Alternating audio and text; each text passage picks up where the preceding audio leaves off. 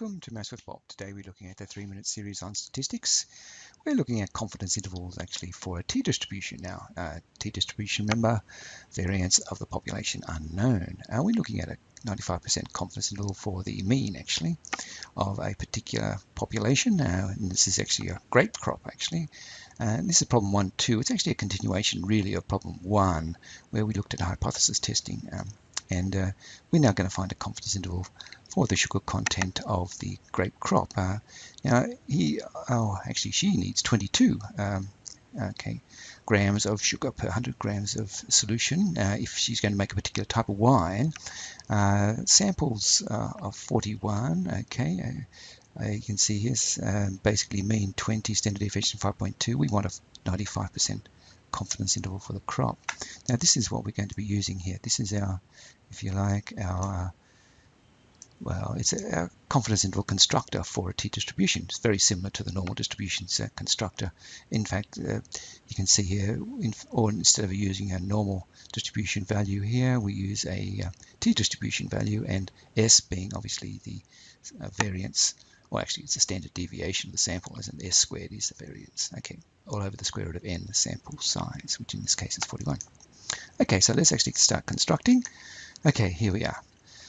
So here's our, if you like, our constructor here. Now, I just want to go over a couple of things. One of them is, what is this t n minus 1 semicolon alpha on 2? Well, that's a scaling type factor, I guess. It's a bit like the normal one as well. Basically times S, which is the standard deviation of the sample all over the square root of n, as before. Now, if you have a quick look over here, basically alpha on 2, basically because we have a half above and half below, I guess you could say. At 5%, you have 2.5% above and 2.5% below.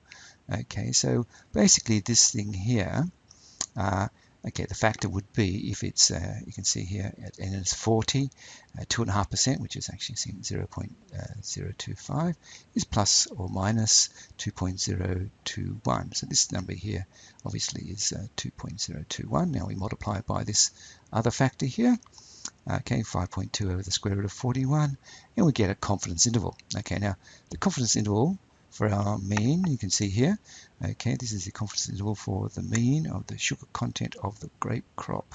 18.359 to 21.641. Now you notice it doesn't actually reach 22, so basically that's why we rejected in the hypothesis testing. But in the wider confidence interval, you can see here, basically it was okay.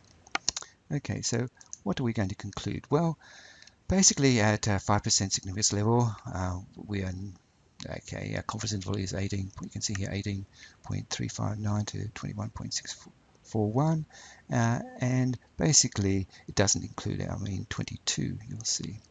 But if we actually take it a little bit wider, you can see here confidence significance level 1%. It's a wider confidence interval. We do just include the 22, and that's why we accepted it at the 1% significance level for the hypothesis testing. Well, thank you very much for watching, and bye for now.